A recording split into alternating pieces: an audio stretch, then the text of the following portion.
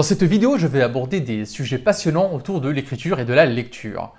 Quoique en fait, je vais surtout parler de ce qui nous empêche de pratiquer l'écriture et la lecture. Alors je te propose de faire ça en 3 points. Premier point, on va parler de quelque chose qui est extrêmement important pour stimuler la créativité et l'originalité, une chose qui est malheureusement beaucoup trop délaissée, il s'agit de l'ennui.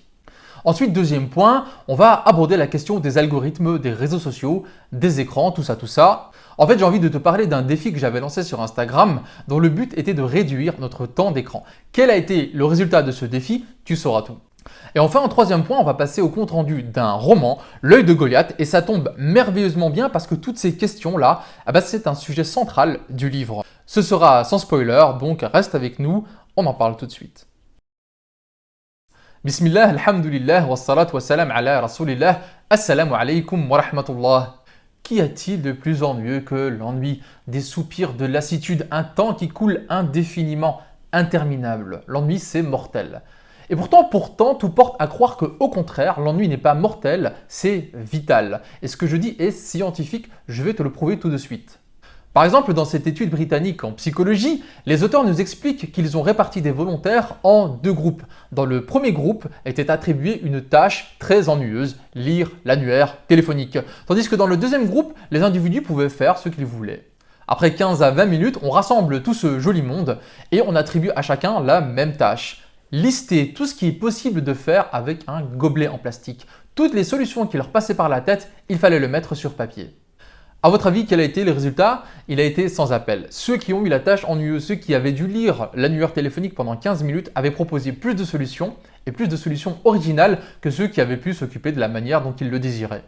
Qu'est-ce que cela signifie? C'est assez clair, ça signifie que l'ennui est un préalable très puissant pour stimuler la créativité et l'originalité. D'autres études vont dans ce sens et montrent que l'ennui est quelque chose de tout à fait positif. Par exemple, il y a une étude qui montre que l'ennui nous pousse à nous poser plus de questions existentielles, à réfléchir sur le sens de la vie et que c'est ce type de questions qui nous pousse vers des actions altruistes, à agir en bien dans ce monde. Par ailleurs, une autre étude a montré que l'ennui nous pousse à prendre du recul sur la vie, à décoller le nez du guidon de tâches quotidiennes, ce qui est très important. Pourquoi? Pour fixer des objectifs à long terme. En quelque sorte, l'ennui nous permet de planifier notre vie. Et donc, si je te résume, l'ennui peut nous servir pour être plus créatif et plus original, nous pousse à être beaucoup plus altruiste et nous amène à être organisé, à mieux planifier notre existence. Que demande le peuple? Ennuyons-nous? Cher ami internaute, éteins ce smartphone, mets en veille ton PC, ennuie-toi. Ceci dit, attends que je termine quand même la vidéo parce qu'il me semble que je viens de mettre le doigt sur quelque chose d'essentiel. Parce que effectivement, posons-nous la question. Qui est-ce qui aujourd'hui fournit le plus grand ennemi au concept même d'ennui? C'est évidemment les écrans. À chaque fois qu'on ressent le début de l'ombre d'un petit ennui, hop, on dégaine le smartphone et on farfouille à la recherche du dernier buzz ou de la dernière notification. Du coup, quelle est la conséquence? Notre cerveau est en permanence sollicité par d'innombrables stimuli qui viennent de tous les écrans qui sont autour de nous. Ce qui nous amène à quoi? Ce qui nous amène dans une situation de non-ennui permanent, mais un non-ennui qui est non créatif. Rien d'utile, rien d'extraordinaire ne sort de ces périodes de non-ennui. Les smartphones nous empêchent carrément de nous ennuyer. C'est d'ailleurs le problème lorsqu'on évoque le sujet des enfants et des écrans.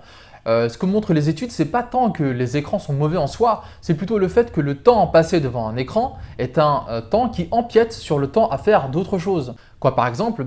Faire du lien, construire des relations sociales, inventer des jeux, se dépasser. Toutes les choses que l'enfant fait pour sortir dans l'ennui. Or, dans la mesure où devant un écran il ne s'ennuie jamais, il n'est jamais dans un état qui le pousse à la créativité. Et c'est pour ça que je pense que la question du temps d'écran est quelque chose d'essentiel si on aborde la question de l'écriture et de la lecture. Parce que quand on les consulte, les chiffres ils font peur et la crise sanitaire n'a fait qu'empirer les choses. Alors on a été naïfs, on a cru qu'avec le confinement, le fait que les enfants étaient restés à la maison, il y aurait beaucoup plus d'activités telles que la peinture, la lecture, le dessin, l'écriture. C'est pas du tout ce qui s'est passé. Alors qu'est-ce que montrent les chiffres les plus récents? Ils montrent que certes, le temps de lecture a un petit peu augmenté, mais que le temps d'écran, lui, il a explosé. On a environ 3h14 minutes de temps de lecture versus 3h50 minutes de temps d'écran.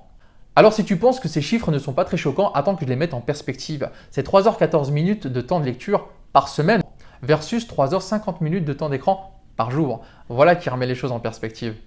Bah, tout ça, évidemment, c'est le fruit d'un contexte. Et je pense que je t'apprends rien si je te dis qu'aujourd'hui, on est dans une économie de l'attention.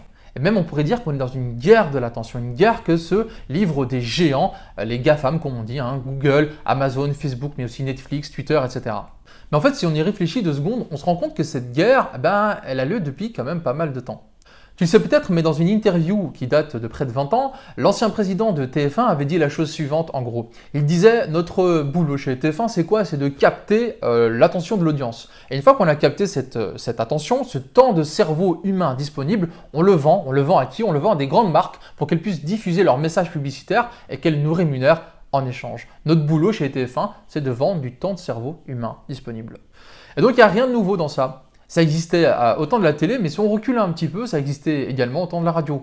Et si on remonte encore un petit peu, même au 19e siècle et avant, ça existait au temps des journaux. Lorsqu'on lisait Les Misérables de Victor Hugo sous forme de feuilletons, de petits bouts d'histoire par petits bouts d'histoire chaque jour, avec des suspens insoutenables à la fin de chaque chapitre, c'était parce que les journaux avaient comme ça du temps de cerveau humain disponible qu'ils revendaient ensuite à des annonceurs publicitaires. Rien de nouveau donc sous le soleil, quoique évidemment tu te doutes que ce n'est pas le cas. Il y a une énorme différence entre hier et aujourd'hui. Cette différence, c'est quoi? C'est les neurosciences, c'est les big data, c'est les algorithmes. Avec ces outils performants, les grandes entreprises sont aujourd'hui capables de développer des algorithmes qui captent notre attention avec une finesse et une précision qu'on n'a jamais vue auparavant. Le tout dans un boîtier de quelques centimètres carrés qui est dans notre poche, qui ne nous quitte jamais et qui nous empêche donc toujours de nous ennuyer. Je ne crois pas que ce soit une fatalité, il me semble qu'il y a quelque chose dont on dispose encore, il s'agit du libre arbitre. Et en fait, c'est dans ce sens que j'avais proposé sur mes réseaux un challenge de temps d'écran. Le but, c'était quoi? C'était sur une semaine d'essayer de réduire le temps d'écran d'environ 20%. Aujourd'hui, on a sur nos smartphones des outils qui permettent de savoir à la minute près quel temps était passé sur telle application ou telle autre. Les résultats n'ont pas été si fameux que ça. Un quart seulement des personnes qui avaient fait l'engagement de réduire leur temps d'écran a réussi, à peine. Pendant ce temps-là, un tiers a réussi à réduire le temps d'écran, mais sous la barre des 20%. Pendant ce temps-là, 40% des gens n'ont pas réussi du tout à tenir leur engagement. Alors quel a été mon résultat à moi? Alhamdoulilah, j'ai réussi à tenir cet engagement en réduisant de 44% mon temps d'écran, subhanallah. Mais c'est là que ça commence à être intéressant. Il y a quelque chose qui m'a beaucoup aidé pour tenir cet engagement. De quoi il s'agit? Il s'agit de ce livre, L'œil de Goliath de Badr Othmani, premier livre paru chez 314. Alors pourquoi ce livre m'a aidé? Pour 2 raisons principalement. Première raison, parce que j'ai été happé par le récit et chaque heure que j'ai passée sur ce livre a été 1 heure en moins à passer à scroller sur les réseaux sociaux. Il y a une deuxième raison qui est plus fondamentale, c'est que le récit m'a frappé, le message a été puissant et donc c'est en lisant ce livre que je me suis posé des questions sur la façon dont je consomme les écrans et j'ai voulu du coup agir pour améliorer mon quotidien. Et que raconte ce livre, me demandes-tu? Et tu as raison de me le demander. Alors avant de te faire le compte rendu, j'aimerais m'attarder un petit peu sur le sens de ma démarche. Avec l'écriture, j'ai envie de proposer des comptes rendus critiques. Parce que la meilleure façon de respecter un auteur, mais aussi la meilleure façon de te respecter toi qui regardes cette vidéo, c'est de faire un compte rendu le plus honnête possible, qui brasse un petit peu tous les éléments pertinents, et parmi ces éléments, les points forts comme les points faibles. Pour faire une critique littéraire, il faut un esprit critique par définition. Et donc, quel est cet ovni littéraire? Je dis ovni littéraire et je pèse mes mots parce que finalement c'est un roman assez inclassable. Tantôt on a l'impression d'être dans un polar américain à la James Ellroy, à d'autres moments du livre on a l'impression d'être dans un roman psychologique à la Dostoïevski, ce qui peut même être un petit peu perturbant de temps en temps mais qui est en même temps extrêmement stimulant. Alors quel est le résumé du livre? Je te la fais courte et sans spoiler évidemment. On a d'un côté Michael Bayard, un brillant scientifique. Il est brillant mais il est également un petit peu marginal et il soutient la cause de l'open source, de la transparence dans les data. De l'autre côté, on a Eric Laurent, le big boss des big data, des réseaux sociaux et des algorithmes. Lui, il a une vision du monde tout à fait différente. Et au centre, entre ces 2 personnages, on a un immense plateau d'échecs où chacun essaie de placer ses pions pour imposer sa vision du monde. C'est dans cet entrelac de rebondissements et de péripéties que surgit un jeune des cités qui s'appelle Emin, un ingénieur brillant, en décalage avec la société, rempli de colère et de révolte contre ne sait qui, et je te laisse imaginer ce que ça peut donner. Alors c'est passionnant, ça bouge dans tous les sens, il y a plein d'actions de péripéties, mais entre 2 actions haletantes, on prend le temps de poser les personnages qui vont alors discuter, avoir un dialogue profond sur des questions existentielles, le sens de la vie, le sens de l'engagement, le sens des sacrifices, sans pour autant mettre de côté les contradictions des personnages et finalement les contradictions que l'on vit nous-mêmes aussi en tant que lecteurs. Je pense que ce mélange action-réflexion fait véritablement la force de ce roman. Quel est le fil conducteur? C'est évidemment la question des big data, la question des écrans, la question des entreprises qui contrôlent notre temps d'attention. Et la question, c'est va-t-on se soumettre à ce Goliath fait de puces électroniques et d'algorithmes? Quel a été le choix des personnages? Vous le saurez en lisant L'œil de Goliath. Alors avant d'aller un peu plus loin dans ce qui m'a véritablement enthousiasmé dans ce roman, je ne peux pas laisser de côté un point qui m'a un peu plus chiffonné, et c'est la tension qu'on sent dans cet ouvrage entre d'une part le roman et d'autre part l'essai. Par exemple, et je trouve ça un peu dommage, lorsqu'on prend l'ouvrage et qu'on consulte la quatrième de couverture, on constate que l'essentiel du texte est consacré aux thématiques traitées dans le livre plutôt qu'à l'intrigue elle-même. Alors évidemment, le message dans un roman, c'est très important. Mais il y a d'une part une préface dans laquelle l'auteur revient sur sa démarche, je dirais, idéologique. Et puis d'autre part, je pense qu'il faut faire confiance au lecteur. Dans le sens où le message, il brûle littéralement les doigts tout au fur et à mesure des pages. Alors pour moi, c'est un point d'autant plus flagrant, je trouve que dans cette préface, justement, l'auteur nous explique qu'il a longtemps hésité entre un roman et un essai pour privilégier finalement le roman. Mais on a l'impression que le saut a été difficile et qu'on est resté quelque part au milieu. C'est une sensation que j'ai trouvée renforcée par le fait que chaque début de chapitre commence en fait par une citation qui est sortie d'un essai ou d'un ouvrage scientifique. On a donc un roman-essai qui colle aux enjeux de l'actualité, qui essaie de sensibiliser le lectorat sur la question des GAFAM, sur la mainmise des GAFAM sur notre économie de l'attention, mais en même temps, on a des PDG de ces GAFAM qui commettent des actes tellement graves, tellement répréhensibles, que du coup, en même temps, ça nous coupe un petit peu de la réalité à laquelle on doit être sensibilisé. Voilà, pour résumer, j'ai l'impression qu'on oscille entre un roman dont le côté fictionnel peut aller parfois un petit peu loin et d'autre part un essai qui s'invite et qui s'immisce dans plusieurs endroits du livre, ce qui peut être perturbant pour le lecteur qui n'y est pas habitué. Alors mon opinion, elle est toute personnelle évidemment, c'est qu'on gagnerait à avoir un roman qui s'assume comme un roman avec une quatrième de couverture alléchante qui nous invite à l'intrigue. Et pour pousser la logique vraiment plus loin, je dirais même que j'envisagerais bien de mettre la préface en tant que postface pour ne pas influencer le lecteur avant même qu'il ait commencé la lecture. Voilà, tout ça c'est pour chipoter un petit peu, et c'est parce que je pense qu'un compte-rendu critique se doit d'aborder un petit peu toutes les facettes du livre. Écrire un roman, et je le sais parce que j'ai en ce moment les mains dans le cambouis, c'est une tâche extrêmement difficile et Badr Othmani a fait un boulot extraordinaire. Et je le dis tout net, c'est ce genre de choses dont la communauté a besoin aujourd'hui. C'est le genre de choses que je défends dans ma démarche avec écriture. Je pense que ce roman rentre tout à fait dans la catégorie de ce que je pourrais appeler un roman éthique. Pourquoi tant d'enthousiasme? Pourquoi est-ce que j'appelle ça un roman éthique? Pour 3 raisons. Première raison, c'est un roman éthique au sens large du mot éthique, c'est-à-dire au sens de valeurs universelles, les valeurs de l'islam en l'occurrence. C'est un roman qui exalte les vertus de la vérité, de l'engagement, du sacrifice, mais sans tomber dans une espèce de mièvrerie rose, parce que les personnages sont montrés avec toute une texture, toute une complexité. Ils sont pétris de contradictions et ils ont même une part d'ombre en eux. Et alors, il faut le dire, c'est un roman éthique au sens large du terme, parce que ça fait un bien fou. Ça fait un bien fou d'avoir un livre dans lequel vous avez par exemple un personnage qui se dirige vers la salle de prière, normale, ou un autre qui prononce des invocations, des formules de dhikr. Lire ça, on n'y est pas habitué, et quand on tombe sur ce genre de scène, ça fait véritablement un bien fou.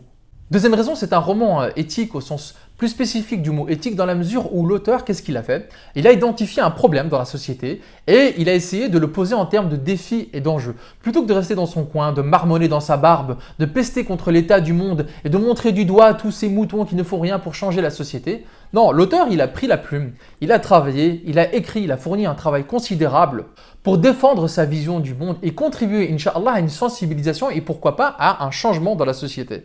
Et alors, troisième raison, c'est un roman éthique parce que il faut bien comprendre que l'éthique, c'est un cadre de valeurs, mais ce n'est pas un cadre de valeurs dont le seul objectif, c'est de nous gargariser et de nous donner bonne conscience. L'éthique, c'est un cadre de valeurs qui doit nous pousser à l'action, qui doit avoir des effets sur le terrain, qui doit se concrétiser. Or, tout à l'heure, je te parlais de ce challenge temps d'écran que j'avais proposé sur Instagram.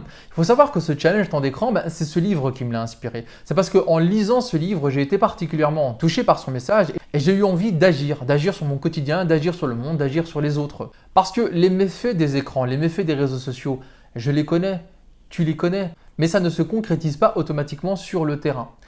La mise en récit dans une histoire, c'est autrement plus puissant. Dans l'épisode précédent, je te citais Hannah Arendt qui disait la chose suivante. Aucune philosophie, aucune analyse, aucun aphorisme, aussi profond qu'il soit, ne peuvent se comparer en intensité, en plénitude de sens avec une histoire bien racontée. Et pour moi, c'est important parce que c'est ce qui explique la différence entre d'une part être convaincu et d'autre part être persuadé. Les chiffres, les statistiques, les graphiques, je les consulte. Je suis convaincu de ce qu'elles disent, c'est-à-dire je sais que c'est vrai, mais ça ne se transforme pas automatiquement en action concrète. Je suis persuadé, en revanche, c'est le stade au-dessus, lorsque les faits dont je prends connaissance se transforment en action. Et c'est ça qu'une histoire bien racontée permet de faire. Parce que tout ce qui est chiffres, graphiques, statistiques, ça parle à notre intellect. Tandis qu'une histoire bien racontée, elle parle effectivement à notre intellect, mais elle parle également à notre cœur, à nos tripes. Et c'est ça qui va nous faire bouger, c'est ça qui va nous faire agir. Voilà pourquoi je défends l'idée du roman éthique et voilà pourquoi je considère que L'œil de Goliath est un roman éthique. Un roman éthique, c'est quoi si on devait résumer? C'est trois choses. Premièrement, c'est un roman qui respecte et défend les valeurs universelles de l'islam. Deuxièmement, c'est un roman qui identifie un problème, un enjeu, un défi et qui tente d'y répondre plutôt que de marmonner dans son coin. Troisièmement, c'est un roman qui fait bouger les cœurs, les tripes, l'intellect pour nous pousser à l'action. Et dans ça, Badr Othmani a été formidable. Ennuie-toi cet été. Mets ton téléphone en veille et garde ce livre près de toi. Si tu t'ennuies, je suis sûr que ton ennui sera comblé par la lecture de ce petit bijou, qu'Allah récompense Badr Othmani et l'éditeur pour leur travail formidable.